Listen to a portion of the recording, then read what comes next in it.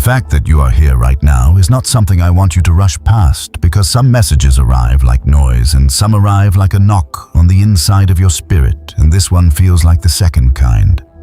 The kind that asks you to slow down and listen with more than your ears, because this is not a message for everybody scrolling by. This is for you. For the one who has always sensed there is more to your life than routines, more than survival, more than the visible world. For the one who has carried a quiet awareness that you are sent with purpose and not merely placed here by chance. And today, you are going to begin learning how to reach toward the divine companions assigned to guide you, your guardian angels. So if you are with me now, I want you to pause, breathe once, and let yourself become present. So before you get comfortable, take a moment to like the video and subscribe, but only if you genuinely enjoy what I do here. And now, stay with me, because what we are beginning is not performance, not superstition, and not a fantasy escape from real life. It is a gentle return to a relationship that may already be closer than you think. You have likely spent parts of your life feeling like you are walking with an invisible weight, a sense that there is meaning around you that you cannot quite name, and at times that can feel beautiful, but at other times it can feel lonely. Because when you try to explain it to people who only trust what can be measured, they look at you like you are speaking another language, and in moments like that, you may have wondered if you imagined it all. If the pull toward the divine was just emotion, if the signs you noticed were just coincidence, if the moments of sudden peace and chaos were just chemistry. But the reason this subject matters so deeply for a chosen one is that your life often begins with sensitivity long before it begins with certainty. And what you call confusion is sometimes the earliest stage of discernment. You do not have to force yourself into dramatic experiences to contact your guardian angels, and you do not need to become someone else to be worthy of their guidance, because the first truth you need to settle into is simple and steady connection begins with consent, not performance. Your guardian angels are not waiting for you to become perfect before they draw near. And they are not measuring your value by how spiritual you sound. They are present because your life carries assignment, because your soul carries responsibility, because you are here to bring light, healing, clarity, courage, truth, or compassion into places where those things are missing, and guidance is necessary when the path is larger than your current understanding. That is why this opening matters. Before you learn signs, before you learn practices, before you learn how to ask and how to listen, you need to let your heart accept that divine help is not an insult to your strength. It is part of your design. You are not weak because you need guidance. You are wise when you admit that your calling is too sacred to navigate only by impulse. And maybe even now, as you listen, you can remember moments that felt strangely protected, doors that closed and later made sense. Delays that annoyed you and then spared you conversations that appeared at exactly the right time, quiet warnings you almost ignored, and that deep inner nudge that did not shout but would not leave. These are the kinds of moments chosen ones often carry without naming, and when they remain unnamed, they become scattered memories. But when you begin to understand them, they become a pattern, and when they become a pattern, your trust begins to grow. This is the beginning of that shift. You are not here to chase angels as spectacle. You are here to learn reverent partnership. You are here to become attentive. You are here to learn how to ask clearly, listen calmly, and respond responsibly. And I want to be very grounded with you from the start, because a lot of people hear the phrase guardian angels and immediately imagine something theatrical, something dramatic, something that removes all struggle and solves every problem by divine interruption. But that expectation can keep you from recognizing the real texture of guidance, which is often quiet, timely, and deeply respectful of your free will. Your guardian angels do not erase your humanity. They help you navigate it. They do not replace your judgment. They refine it. They do not drag you into your purpose.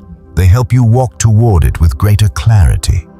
This is why chosen ones must learn not only how to seek signs, but how to develop stillness, honesty, and spiritual maturity.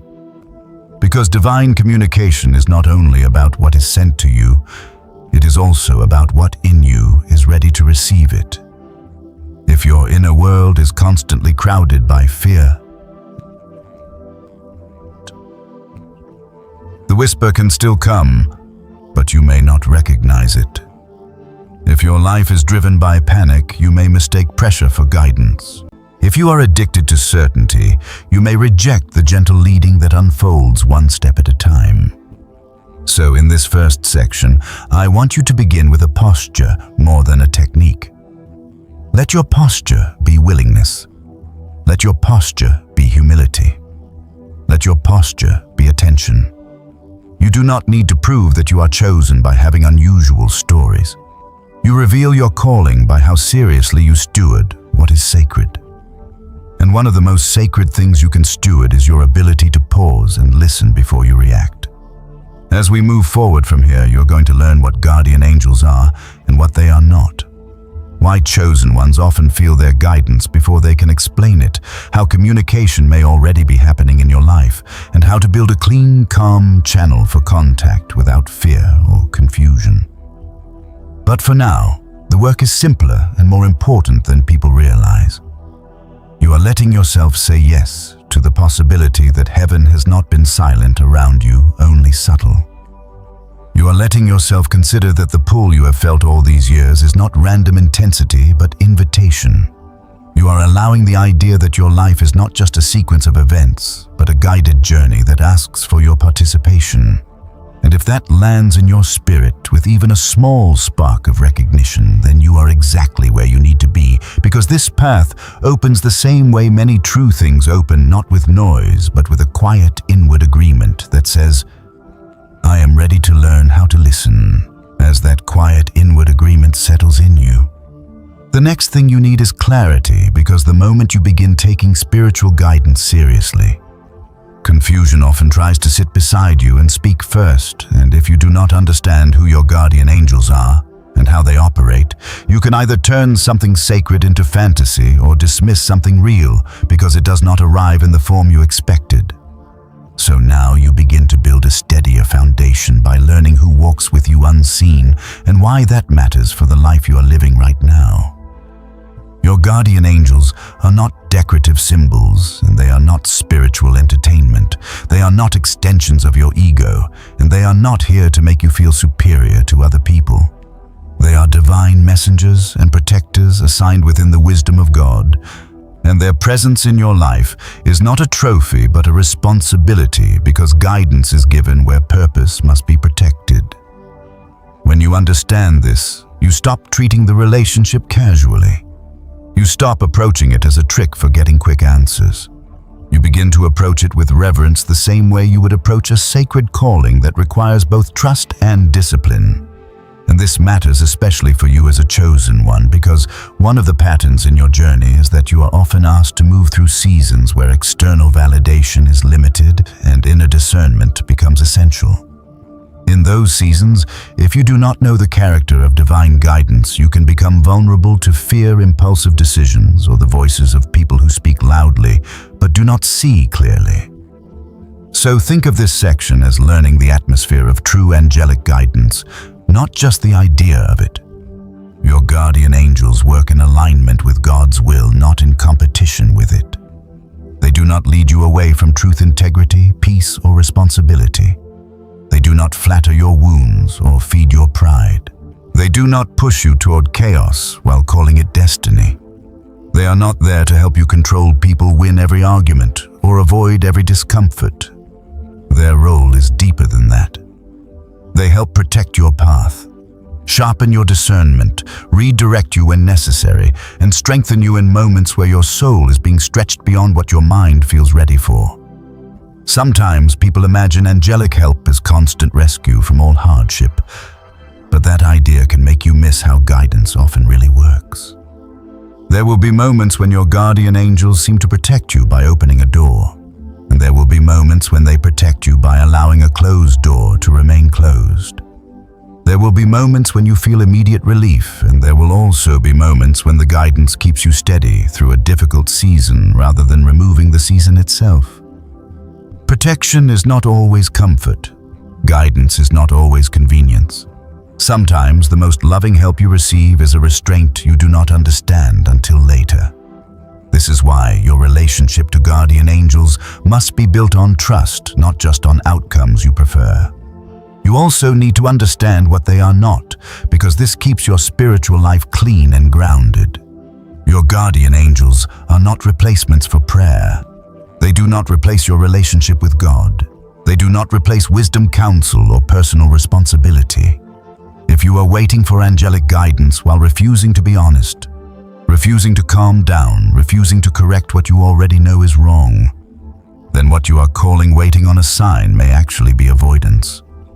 Angelic guidance works beautifully with obedience, humility, and practical action. It is not an excuse to become passive. It is not a reason to hand over your thinking.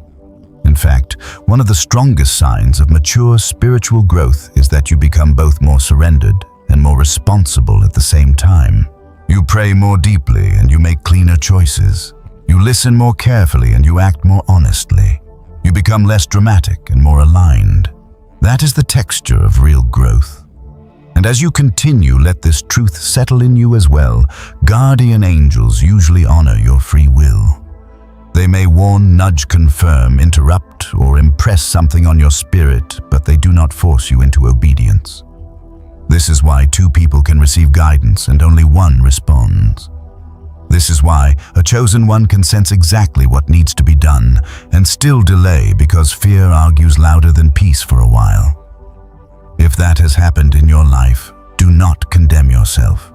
Learn from it. Your journey is not invalidated because you missed a signal before. If anything, that history may be part of why you are listening more carefully now. And that is a beautiful shift because maturity is often born in hindsight. You start noticing that what you called bad luck in one season was sometimes a merciful redirection. What you called random unease before a decision was sometimes a protective warning. What you called overthinking in a certain conversation was actually your spirit recognizing misalignment before your mind had evidence. When you begin to see this pattern, you stop begging for constant spectacular proof and start valuing subtle clarity. You begin to understand that guardian angels often work with the language of peace, timing, and pattern. They may not always announce themselves. They often work through what becomes obvious only after you slow down and reflect. This is another reason chosen ones must cultivate stillness, and we will return to that in later sections, because your ability to recognize who walks with you unseen is strengthened when your inner life is not crowded. If your mind is always racing, everything feels urgent and all signals blur together. If your emotions are driving the car, every fear can sound prophetic and every desire can sound like permission. But when you become quieter inside, something changes. You begin to sense the difference between pressure and guidance, between panic and warning, between fantasy and peace. That difference can save you years, and let me give you a grounded way to carry this forward today. Instead of asking only, "Did I get a sign?" begin asking, "What was the quality of what I sensed? Did it bring peace even if it challenged you?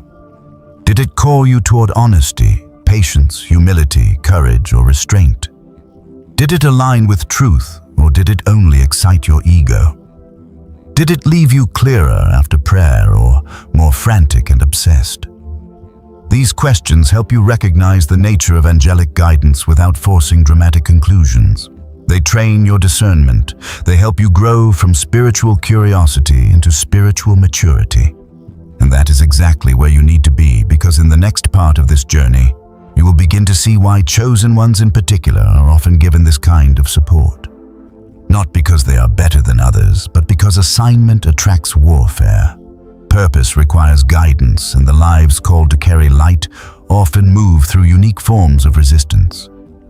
For now, stay with this foundation and let it become steady in you. You are not walking alone. Your guidance is not imaginary, and the unseen help around you is not meant to make you passive or proud, but to help you become clear, grounded, and faithful in the life you were sent here to live. And once that foundation becomes steady in you, something else begins to settle into place. Because now you are no longer asking only whether guardian angels exist or whether they can guide you. You are starting to ask the deeper question that sits underneath your life story, which is why this kind of guidance seems to matter so much in your particular journey. Why the pull has followed you through different seasons, why certain warnings came before certain losses, why certain comforts arrived in moments when nobody around you understood what you were carrying. And this is where you begin to understand why chosen ones often receive angelic guidance in a way that feels both personal and purposeful. It is not because you are more valuable than other people, and it is not because you are above human struggle. It is because assignment attracts opposition. Purpose requires protection, and the more your life is meant to carry, the more carefully your path is often guarded. When you hear that, I want you to hold it with humility, not ego, because the chosen life is not a crown for pride. It is a call to stewardship. You are not chosen to feel important. You are chosen to become responsible with what has been placed inside you. That responsibility can look different from one person to another, but the pattern is similar. You may be called to speak truth in environments built on silence. You may be called to bring peace into homes or spaces shaped by chaos. You may be called to create, to heal, to teach, to serve, to intercede, to lead quietly, to endure faithfully, or to stand firm when others compromise. Whatever the form, the assignment is not casual, and because it is not casual, guidance is not optional. This is why angelic support is often woven into the life of a chosen one long before the chosen one has language for it. You may have sensed this as a child, in ways you could not explain, moments when you felt watched over, redirected, warned, or comforted without knowing why. You may have felt unusually sensitive to atmosphere, to motives, to danger, to the hidden tone beneath words, and maybe people dismissed that sensitivity, or maybe you learned to hide it so you could appear more normal, more practical, less intense. But sensitivity in a chosen life is often not weakness. It is often early instrumentation. It is the beginning of discernment before discipline teaches you how to use it. And this is where many chosen ones get confused because they feel something real, but they interpret it through shame. They think, why am I like this? Why do I feel so much? Why do I sense things before they happen? Why can't I just ignore what my spirit keeps noticing? And if that is part of your story, let this bring you some relief today. Your sensitivity may not be the problem. The problem may be that nobody taught you how to ground it, test it, and steward it. That is why this journey matters. You are not just learning how to contact your guardian angels. You are learning how to understand your own design so the guidance you receive has somewhere stable to land. There is also another reason chosen ones often receive angelic guidance, and it is one that you need to hear clearly, because it protects you from discouragement. The path of purpose often includes seasons of isolation, misunderstanding, delay, and testing. Not because you are abandoned, but because you are being formed. In those seasons, external confirmation may be scarce. People may not understand what you are becoming because they only recognize versions of you that kept them comfortable. Doors may close without explanation. Plans may collapse even when your intentions were sincere. And if you only measure your life by visible progress, you can start to think you are failing when you are actually being refined. This is where divine guidance becomes a lifeline. Your guardian angels do not only help with danger, they help you endure formation. They help steady your spirit when your circumstances are not yet reflecting what God has promised. They help preserve your path while your character catches up to your calling. And that part is important because many people want the assignment without the formation, the influence without the humility, the platform without the pruning, the breakthrough without the transformation. But the chosen life does not work that way for long. If your calling is real, your inner life has to become strong enough to carry it. Angelic guidance often supports that strengthening by redirecting you away from premature doors, false alliances, and choices that look impressive but would damage your future peace. So when you ask why chosen ones receive guidance, the answer is not only because they are protected, but also because they are prepared. Protection and preparation travel together. One guards your path, the other matures your steps. Another thing you need to understand is that divine guidance and free will move together, not against each other. Being a chosen one does not mean your life is scripted in a way that erases your decisions. It means your life carries assignment, and grace keeps reaching for you as you make choices inside that assignment. Your guardian angels can warn you, nudge you, and confirm you, but they still honor your consent. This is why your yes matters so much. Your willingness matters. Your honesty matters. The way you respond to small nudges matters. Every time you choose peace over panic, truth over image, obedience over impulse, you strengthen your alignment. You become easier to guide, not because heaven speaks louder, but because your inner resistance grows quieter. And if you are hearing this with some regret because you can remember times when you ignored what you sensed, times when you felt the warning and still moved too fast, times when you chose the loud voice over the true one, do not turn this into self-punishment. Turn it into wisdom. Many chosen ones become more faithful not because they never missed the signs, but because they finally stopped arguing with the patterns. They looked back and saw mercy in the lessons. They saw how guidance kept reaching even when they were inconsistent. They saw how they were preserved through things that could have broken them. That realization creates humility, and humility is one of the safest places from which to seek more guidance. It keeps your spiritual life clean. It keeps you teachable. It keeps you from turning calling into performance. And as you continue to grow, you will notice that chosen ones are often guided not only for themselves, but for the people and places they are sent to touch. Your life is not a private project. Your healing affects how you love. Your clarity affects who you trust. Your obedience affects what gets built through you. Your peace affects what others feel when they enter your presence. This is why guidance is so precious. When your path is aligned, the impact extends beyond you in ways you may not even see right away. A conversation you almost skipped can become someone else's turning point. A place you were warned not to go may spare you and others from harm. A delay you resented may position you to meet the right person at the right time. The chosen life is full of these hidden intersections, and your guardian angels often help guard the timing of those intersections more than you realize. So as this understanding deepens, let it make you steadier, not more dramatic. You do not need to announce that you are chosen. You need to live like someone who respects the guidance attached to your life. You do not need to chase status in spiritual language. You need to protect your peace, sharpen your discernment, and remain faithful in what is in front of you. That is the quiet strength of a mature, chosen one. And from here, you are ready to move into something even more practical. Because once you understand why this guidance matters, you can begin learning how it often reaches you before you even realize you are being guided through subtle impressions. Inner peace, dreams, patterns, and signs that your spirit notices long before your mind catches up. For now, let this truth stay with you and settle deeply. The support around your life is not random.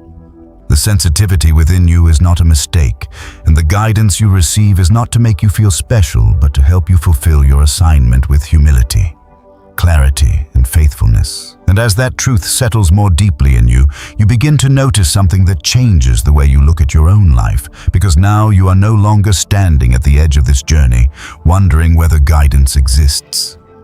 You are beginning to recognize that guidance may have been reaching for you all along, in ways so gentle that your mind kept calling them ordinary. And this is where you learn one of the most important things a chosen one can learn, which is how angels speak before you notice. They do not always arrive through thunder. They do not usually interrupt your day with dramatic signs on command. More often, they move through the quiet architecture of your inner world and the timing of your outer life. And if you are not taught what to look for, you can miss something sacred simply because it did not look cinematic. This is why discernment grows before certainty. Your guardian angels often begin by shaping what you feel before they shape what you can explain. You may sense a calm no in a situation that looks good on paper. You may feel a steady weight when your emotions are demanding movement. You may experience a sudden release of fear in a moment that should have overwhelmed you. You may wake from a dream with a message so clear in feeling that even if the details fade, the instruction remains. These are not always random mental events. Sometimes they are the earliest forms of communication, subtle enough to respect your free will and clear enough to guide you if you are willing to pay attention. One of the most common ways angelic guidance reaches chosen ones is through inner knowing, and I want you to understand this carefully because many people dismiss it either too quickly or too dramatically. Inner knowing is not frantic. It is not the voice of panic trying to protect control. It is not obsession repeating itself until you surrender from exhaustion. Inner knowing often feels simple, steady, and strangely clean. It may come as a sentence that lands quietly in your spirit, a direction that does not argue with you, but remains present, or a sense of clarity that arrives before your mind has gathered proof. It does not always come with emotion. Sometimes it comes with peace, and sometimes it comes with sober seriousness, but its quality is different from fear. Fear shouts spirals and demands immediate relief. True guidance often remains calm while inviting a response. This is why your inner condition matters so much. If everything inside you is loud, you may not recognize what is gentle. Another way angels often speak is through peace, and this can sound almost too simple until you begin to see how powerful it really is. Peace is not just a pleasant feeling. In spiritual discernment, peace can be a form of direction. I am not talking about comfort that avoids growth. I am talking about a grounded sense of alignment that remains even when a choice is difficult. There are moments when the right step for you will stretch you, cost you, or require courage. And yet beneath the challenge there is an unusual steadiness, a sense that your spirit is not fighting the decision. That kind of peace often matters more than excitement. Excitement can be real, but it can also be driven by ego, urgency, or fantasy. Peace tends to be quieter and more trustworthy when your heart is sincere. Chosen ones who learn this stop chasing only what feels thrilling and start honoring what feels aligned. They become less easy to manipulate because they are no longer impressed by pressure disguised as opportunity.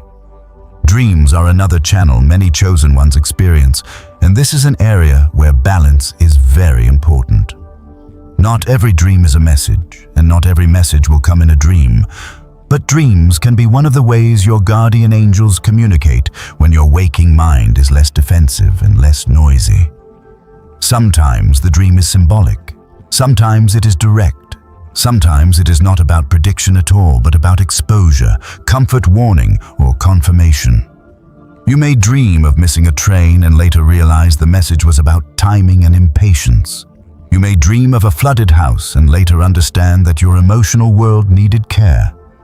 You may dream of being guided out of a dark place and wake with a clear sense that you need to step away from a relationship, habit, or environment that has been draining your spirit. The point is not to become superstitious about every image. The point is to become attentive, prayerful, and honest enough to ask, what was the quality of this dream, what stayed with me, and what in my life does it illuminate? Guardian angels may use symbols, but they do not usually reward theatrical interpretation. They reward sincerity, reflection, and humble listening. Then there are synchronicities and repeating patterns, which chosen ones often notice before they know what to do with them. A message spoken by one person appears again in different words from another source. A verse, phrase, or idea keeps returning in moments when you are asking for clarity. A delay shifts your timing and places you in a conversation that answers the very thing you were praying about. You keep encountering the same number pattern during a season when you are learning trust. And while the number itself is not magic, it becomes a marker that helps you wake up and pay attention. This is where maturity matters again, because patterns are invitations to awareness, not replacements for wisdom. The sign is not the destination, it is a tap on the shoulder. It says, slow down, listen. Notice the atmosphere, check your heart. Remember what you asked in prayer. When you treat signs this way, they can strengthen your relationship with divine guidance without pulling you into obsession. When you treat them as guarantees or shortcuts, you can lose peace quickly. Your guardian angels may also speak through protection that looks like interruption. This is a language many chosen ones only understand in hindsight. A call gets cancelled. A plan falls apart. Your energy suddenly drops before an event you were forcing yourself to attend. You feel delayed, frustrated, even embarrassed, and then later you discover what you were shielded from. In the moment, it does not feel like guidance. It feels like inconvenience. But over time, you begin to recognize that some interruptions carry the fingerprint of mercy. This is why gratitude after hindsight becomes part of your training. The more honestly you look back, the more you can see how often you were guided before you were skilled enough to recognize it. That reflection builds trust for future moments. There is also the language of conviction, and this is especially important for chosen ones because your calling is not only about receiving comfort, it is also about being corrected when necessary. Angelic guidance does not flatter your ego. Sometimes it exposes your motive, slows your reaction, or presses on an area where you are trying to justify something you already know is not aligned. This kind of communication can feel uncomfortable, but its quality is clean. Condemnation crushes and confuses. Conviction clarifies and invites change. If you feel prompted to apologize, to tell the truth, to pause before sending that message, to stop revisiting a door that has already been closed, that may be part of the guidance helping protect your path and your peace. Chosen ones grow stronger when they stop equating guidance with only good news and start honoring it as holy direction. The deeper your maturity becomes, the more you will value guidance that saves your character as much as guidance that shapes your circumstances. And let me say this gently because it may free you from unnecessary striving. You do not need to force contact by creating intensity. Sometimes chosen ones become so eager to hear from their guardian angels that they start chasing sensations, and in doing so, they move farther away from the calm sensitivity that actually helps them discern. You do not need to manufacture a spiritual atmosphere every hour of the day. You need a willing heart, an honest spirit, and enough stillness to notice what is already happening. Think of it like learning a quiet language that has been spoken around you for years. At first, you catch only fragments. Then you begin to recognize tone, then patterns, then meaning. Then eventually, what once felt rare begins to feel familiar, not because the angels suddenly started speaking, but because you finally learned how to listen. And that is the bridge into what comes next, because once you recognize the subtle languages of guidance, you also begin to see why your inner environment matters so much. If your mind is cluttered, your heart exhausted, and your emotions constantly inflamed, the signal may still come, but your reception will be weak. So the next step is not to demand louder signs. It is to prepare your inner signal to receive.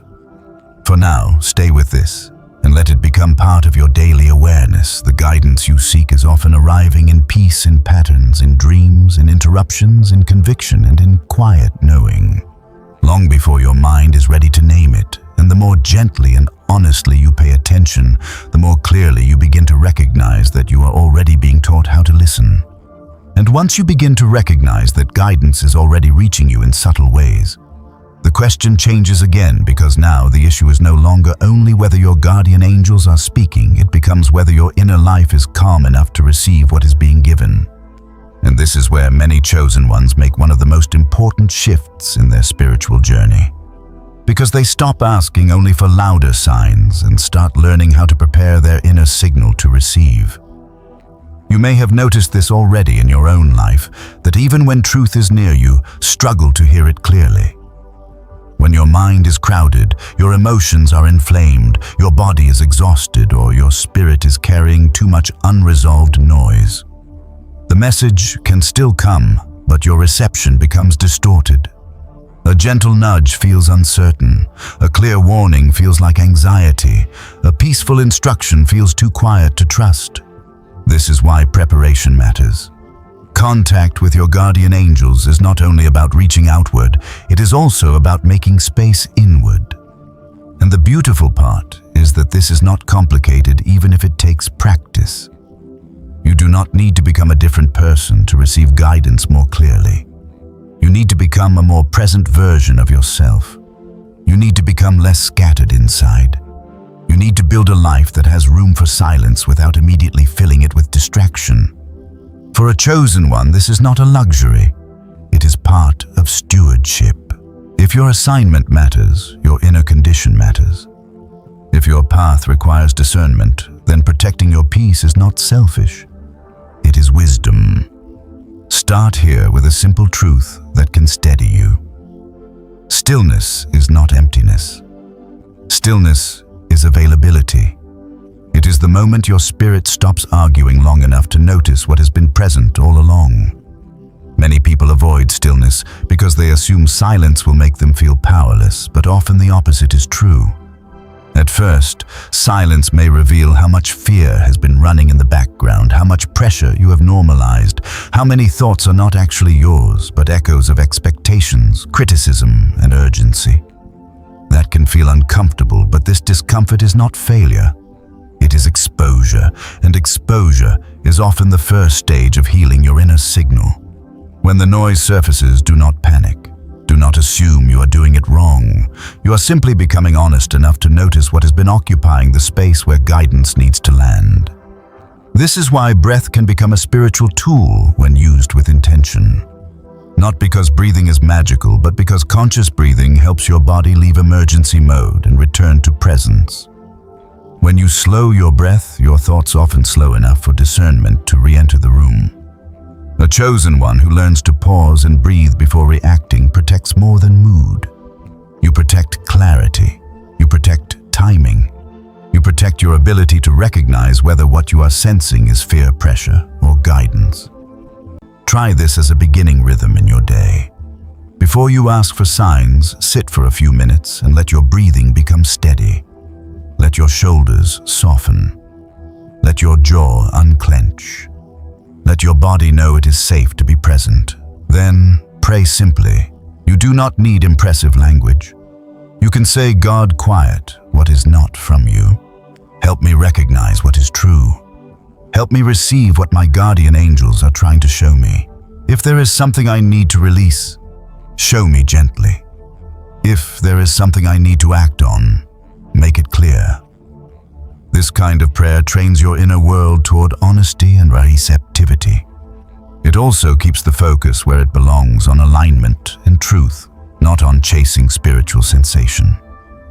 Another part of preparing your inner signal is emotional clearing, and I want to be gentle and grounded here because many chosen ones are carrying more than they admit. You may be trying to receive guidance while also carrying grief, disappointment, anger, betrayal, fatigue, or old fear that has never been fully processed. None of that disqualifies you, but unprocessed pain can color what you hear. A wounded heart may interpret every delay as rejection. A fearful heart may interpret every challenge as danger. An angry heart may reject gentle instruction because it does not satisfy the need for control. This is why part of spiritual preparation is simply telling the truth about what you are carrying. Journal it, pray it, name it without shame. You are not less spiritual because you have emotions. You become more mature when you stop pretending they are not influencing you. Guardian angel. Communication becomes easier to discern when your emotions are acknowledged instead of buried, because buried emotions tend to leak into interpretation. What you name can be tended. What you hide often becomes noise. This is also where forgiveness can quietly transform your signal. You may be asking for direction while your inner world is still looping around an old wound, replaying a conversation, rehearsing what you should have said, or holding on to bitterness because part of you believes it is protection. But bitterness does not protect clarity, it drains it. This does not mean you excuse harm or rush healing. It means you stop letting unresolved pain sit in the center seat of your discernment. Forgiveness, even when it begins as a decision before it becomes a feeling, creates room in your spirit. It loosens knots. It reduces internal static. Many chosen ones discover that guidance becomes clearer, not because heaven suddenly increases the volume, but because resentment finally stops drowning out peace. Your environment matters too, more than you may realize. You do not need a perfect room or elaborate ritual to contact your guardian angels, but your surroundings can either support attention or sabotage it. If every moment of your day is filled with constant media, constant notifications, constant input, then your nervous system may forget how to notice the subtle. This is why creating small sacred spaces in ordinary life is so powerful.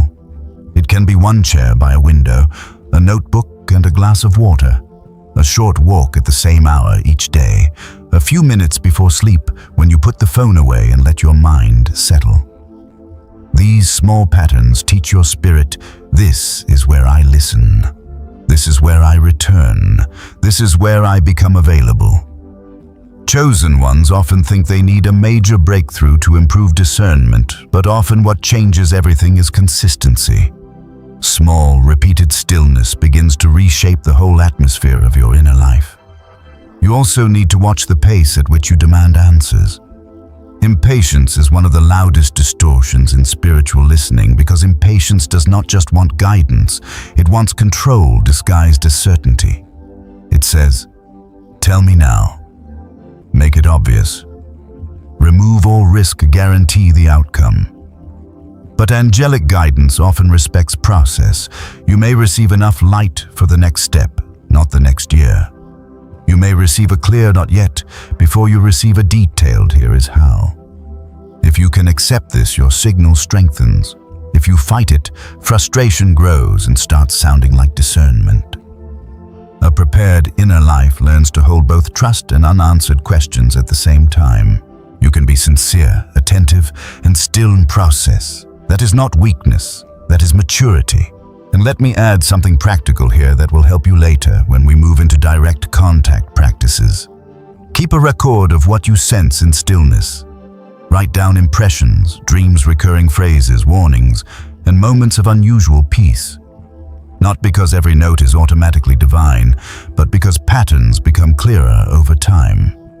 What felt vague in one day may become obvious in 2 weeks. What seemed small may prove protective later. Journaling is not just memory. It is discernment training. It helps you separate passing emotion from repeated guidance. It also builds gratitude because when you look back, you may see how often you were helped before you recognize the help in real time. Gratitude is not just a polite response. It is part of signal preparation. A grateful heart becomes more attentive. It stops living in spiritual amnesia. It remembers mercy, and memory strengthens trust. Finally, understand this clearly. As you step forward, preparing your inner signal is not about becoming hyper-serious or detached from real life. It is about learning to carry a quieter center in the middle of real life. You can still work, love, laugh, build, and serve while remaining inwardly attentive. In fact, that is the goal. Guardian angel communication is not meant to make you escape your life. It is meant to help you move through your life with greater clarity and peace. And now that you are learning how to create space inside you, are ready for the next movement in this journey. Because once the signal is cleaner, you can begin practicing direct, grounded ways to contact your guardian angels through intention. Prayer, listening, and consistent rhythm without fear, strain. For now, let this become your daily anchor. You do not need louder signs as much as you need a quieter center. And every moment you choose stillness, honesty, and peace over noise, you are strengthening your ability to receive the guidance that has been reaching for you all along. And now that you are learning how to quiet your inner world, instead of demanding that heaven compete with your noise, you are ready for the part many people rush toward without preparation, which is the practical side of contact. And the reason this matters is not because technique is more powerful than surrender, but because rhythm helps sincerity become consistent, and consistency is where many chosen ones begin to realize that what felt occasional can become relational. You are not trying to force your guardian angels to appear. You are not trying to manufacture a mystical performance. You are building a steady, respectful way of showing up so your heart, mind, and spirit know how to enter a posture of listening. Think of this as creating a doorway of attention in your day. The angels do not need your ritual to know where you are, but you often need rhythm to remember where you are. You need a repeatable way to move from reaction into receptivity. So begin with the simplest practice and do not underestimate its power. Set an intention before you begin. Intention is not a spell, it is alignment. It is you choosing on purpose to become available to divine guidance instead of drifting through another day led only by urgency. You can say it plainly in your own words. You can sit down and whisper, "I am here to listen. I welcome only what is from God. Guardian angels assigned to my path, help me recognize what I need to know and release what is not for me. Give me clarity, peace, and right direction." That kind of intention immediately changes the atmosphere of your attention because it tells your inner life why you are here. Without intention, even quiet time can become wandering thought. With intention, stillness becomes a meeting place. And once your intention is set, create a simple sacred space. I'm saying simple on purpose because many chosen ones delay consistent practice while waiting for perfect conditions. You do not need candles, special music, or a beautiful room to contact your guardian angels, though those things may help some people focus. What you need is a space that supports honesty and reduces distraction. It can be a chair by your bed, a corner of a room, the front seat of your parked car before you go inside, or a quiet walk where your phone stays away. What makes a space sacred is not decoration. It is repeated attention. When you return to the same place with the same sincere posture, your spirit begins to recognize it as a place of alignment. Over time, you may notice that simply entering that space helps your thoughts settle faster because your body and mind have learned the rhythm. This is one of the quiet gifts of practice. It lowers the friction between your intention and your attention. After intention and space, begin with direct prayer. Many people avoid directness because they think they need to speak in a special way, but clarity is kinder than performance. Speak to God first because all true angelic guidance stays under divine authority. Ask for protection from confusion, ego fear, and deception. Ask for what is needed, not just what is desired. Then, with humility, address your guardian angels as helpers assigned to your path. You are not worshipping them, and you are not handing over your responsibility. You are acknowledging the help God has placed around your life and inviting cooperation with that help. You might pray, "God, if there is guidance you want me to receive through the angels assigned to me, make me receptive and steady."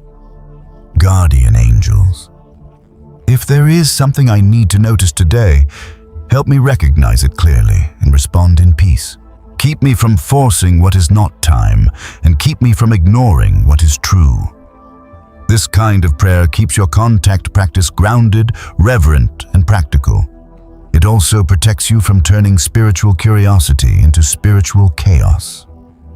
Then comes the part that many people skip because it feels too plain, and yet this is often where the real training happens. Listening in silence. Not dramatic silence, not strained silence, just attentive quiet. Sit for a few minutes and let yourself become still. You may notice thoughts passing through plans for later, unfinished conversations, random distractions. Do not fight each thought like an enemy. Let them pass and return your attention gently. You are not trying to empty your mind completely. You are learning to become less ruled by every thought that enters it. This is where your earlier work on inner signal preparation begins to support direct contact. As you settle, pay attention to what arises in the quality of peace, clarity, or gentle conviction. You may receive a phrase. You may sense a clear direction. You may feel a pause around something you were pushing. You may feel nothing dramatic at all, and that does not mean nothing happened. Sometimes the most important part of listening is that it trains your spirit to recognize peace more quickly later in the day, when guidance arrives in motion rather than in prayer time. Another practical ritual that helps many chosen ones is journaling immediately after listening. Right before your mind starts editing everything. Record the date, what you prayed about, What you felt, any phrases that came, any images, dreams, or repeated thoughts that carried unusual peace or clarity. Do not pressure yourself to make every note profound. Most real guidance is useful before it is poetic. Write the small things too. Felt a strong pause about sending that message. Kept sensing weight 3 days. Peace about the decision but not the timing. Need to rest before responding. These kinds of notes become precious later because they reveal patterns. They also help you discern the difference between one passing emotional wave and repeated instruction. Journaling is where contact practice becomes trackable. It gives your growth a memory. Over time, you will begin to see how often what came in quiet was confirmed in life. That strengthens trust without making you dependent on spectacle. You can also build a daily rhythm of asking and checking in throughout the day, not just in one formal session. This is important because guardian angel guidance often comes while you are living, not only while you are sitting. Before a meeting, you pause and ask for clarity. Before replying to a hard message, you ask for restraint and right words. Before making a decision, you ask for peace timing and protection from ego. Then you check your inner state. Is there peace pressure, confusion, urgency, or a gentle stop? This practice turns your whole day into a conversation of attention. It keeps contact relational instead of compartmentalized. Chosen ones especially benefit from this because your assignments are often carried in ordinary moments, and the guidance you need is frequently about how to move, speak, pause, or proceed in situations that do not look spiritual on the surface. The sacred often hides inside the practical. Another helpful practice is to ask specific questions rather than vague emotional ones. Instead of only asking, "What should I do with my life?" which is so large it can stir panic. Ask, "What is the next faithful step?" Instead of, "Show me everything now." Ask, "What am I not seeing clearly?" Instead of, "Make this happen if it is meant to be." Ask, "Show me whether this is aligned and give me peace to move or peace to wait." Specific questions do not limit God. They train your discernment to become actionable. Your guardian angels often assist with next steps, timing, and alignment in a way that becomes clearer when your asking is honest and focused. And when you receive something, practice responding even in small ways. Contact deepens through obedience. If you sense a clear nudge to rest, rest. If you sense a warning to slow down, slow down. If you feel prompted to apologize, apologize. If peace lifts when you push a certain door, stop forcing it. Chosen ones sometimes want more guidance while ignoring the guidance already given. But relationship grows through response. Every small act of obedience teaches your spirit that listening leads to life, and that trust makes future listening cleaner. At the same time, stay humble and patient. Not every session will feel clear. Some days you will sit, pray, listen, and write very little. Do not turn that into insecurity. Consistency is not measured by intensity. Some days are for receiving direction. Some are for strengthening discipline. Some are simply for remaining available. The relationship is still being formed.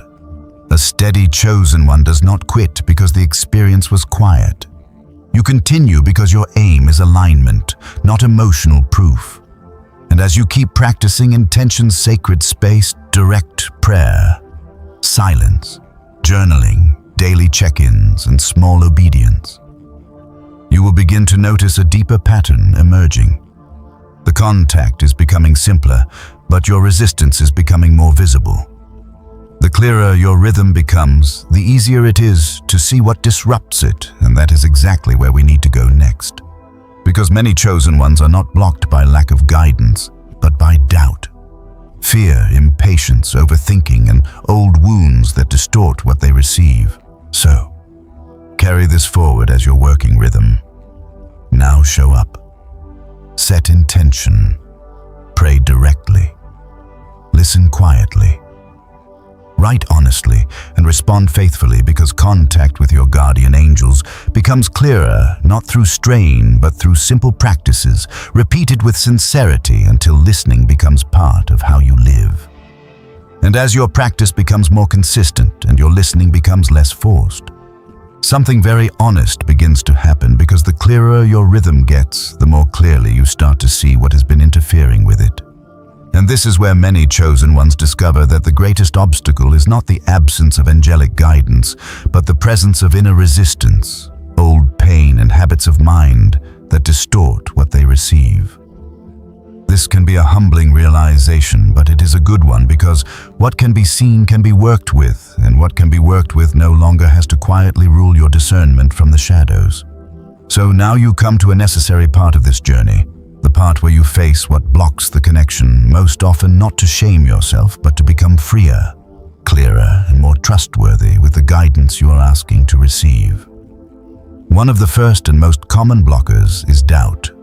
And I want to speak about it carefully, because doubt is not always rebellion. Sometimes doubt is simply the mind trying to protect you from disappointment, confusion, or embarrassment. You may have prayed before and felt nothing. You may have trusted an impression once and later questioned yourself.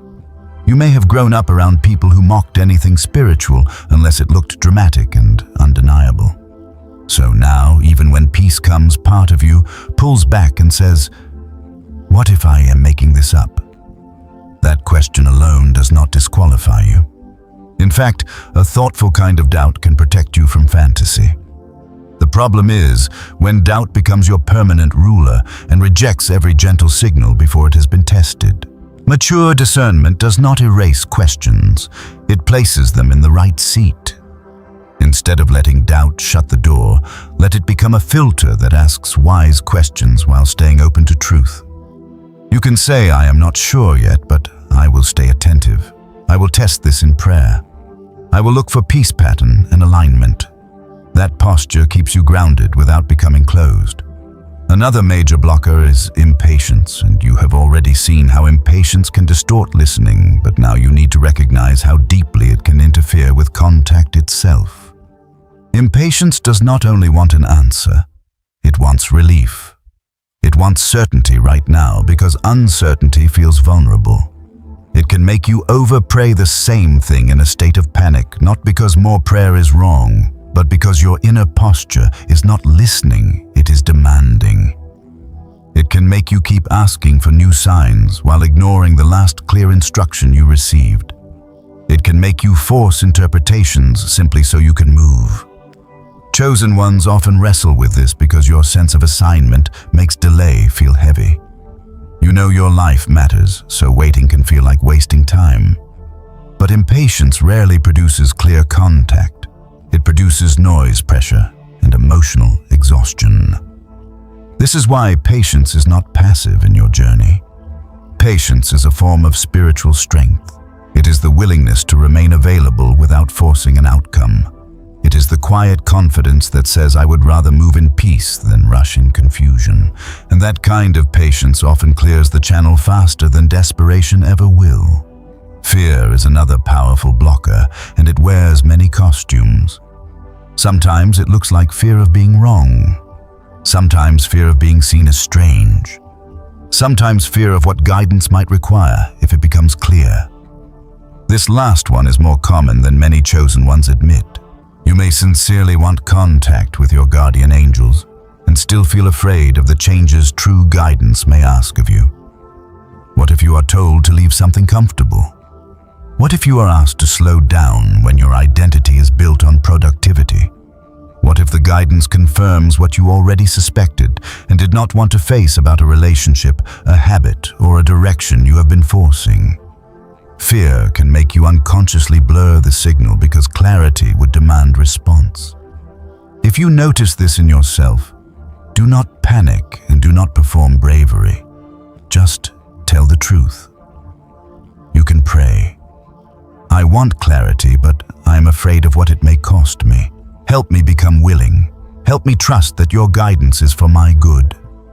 Honest prayer often dissolves fear more effectively than pretending you are already fearless. Guardian angels angels are not offended by your humanity. They assist you within it. Overthinking is another blocker that can quietly exhaust chosen ones, especially those who are intelligent, reflective, and used to surviving by analysis. Analysis is a gift when it serves discernment, but it becomes a problem when it refuses to let peace be simple. Overthinking can take a gentle nudge and run it through 20 imagined outcomes until the original clarity disappears. It can turn a straightforward weight into a maze of what-ifs. It can make you distrust grounded peace because peace does not provide enough drama for the mind that is addicted to problem solving. If this is one of your patterns, be kind to yourself but be disciplined. You do not need to stop thinking. You need to stop giving every thought equal authority. Not every thought deserves your attention. Not every scenario deserves your emotional energy.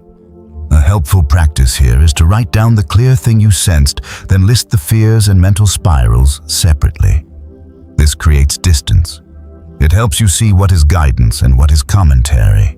Chosen ones who learn this become much harder to destabilize because they no longer confuse mental noise with spiritual signal. Old emotional wounds can also block connection in ways that are more subtle and more powerful than people realize. A wound from betrayal may make you suspicious of any guidance that invites trust. A wound from control may make you resist any instruction that feels like surrender. A wound from rejection may make you interpret delays as abandonment. A wound from shame may make you believe divine help is for other people but not for you. This is why healing work is not separate from spiritual discernment. It is part of it. The more your wounds are acknowledged and brought into prayer, wise counsel, and honest reflection, the less they get to impersonate intuition. This does not mean you must be fully healed before receiving guidance. It means you become aware of where pain may be tinting your interpretation. Awareness itself is already a major step toward clarity. Another common blocker is the need for control, and this one can hide under spiritual language very easily. You may say you want guidance, but what you really want is a divine stamp on a decision you have already made. You may ask for clarity while inwardly resisting any answer that does not match your preferred outcome. You may keep seeking not because the signal is unclear, but because you do not like what peace is telling you. This can happen to any chosen one, especially in emotionally loaded situations. The solution is not self-attack, it is surrender. Before you ask for direction, ask for openness. Pray, if my grip is too tight, loosen it. If I am only listening for what I want, correct me. If I already know the truth and I am avoiding it, give me courage. Those prayers are powerful because they invite alignment before instruction. And alignment is often what restores clean contact. There is also a blocker that does not get discussed enough: simple exhaustion. If your body is depleted, your sleep broken, your nervous system overstimulated, and your schedule constantly overloaded, discernment becomes harder. This is not a moral failure. It is a human reality.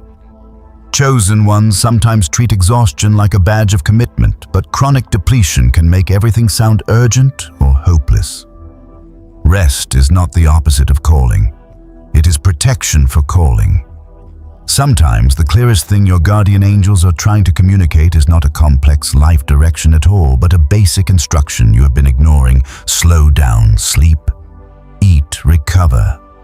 Stop pouring from an empty vessel. Do not overlook how physical care supports spiritual clarity.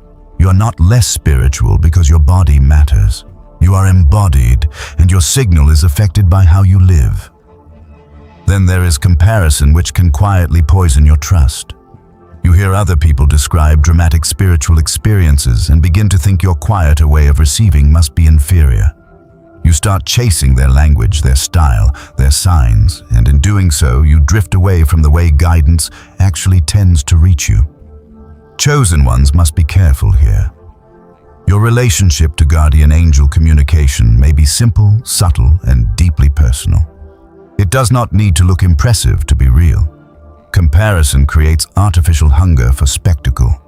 Gratitude creates fidelity to your actual path. Stay with what produces peace, clarity, and integrity in your life, not what makes the best story. And finally, one of the biggest blockers is inconsistency, followed by self-condemnation. You miss a few days of practice, get distracted, react impulsively, ignore a nudge, and then instead of returning gently, you spiral into shame and distance yourself more.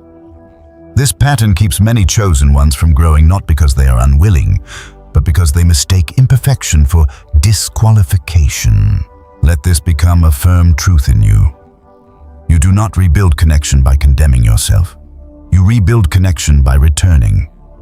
Return to the chair, return to the breath, return to prayer, return to honesty, return to listening, return to the simple practices you all already know. The path opens again through humility, not punishment. And as you work through these blockers with patience and truth, something beautiful begins to happen. Your connection becomes less fragile. You stop being thrown off course by every emotional wave. You start recognizing your patterns earlier. You become more compassionate toward yourself and more responsible with your discernment. This is the kind of growth that makes a chosen one steady.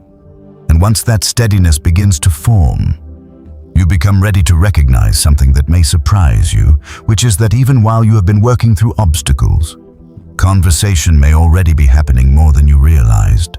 The signs may already be present. The pattern may already be active. The relationship may already be more alive than your doubt has allowed you to acknowledge. So carry this forward now as a commitment, not a burden. You will not treat your blockers as proof of failure, only as places that need light, because every distortion you name and work through becomes one less veil between your spirit and the guidance that has been faithfully reaching for you.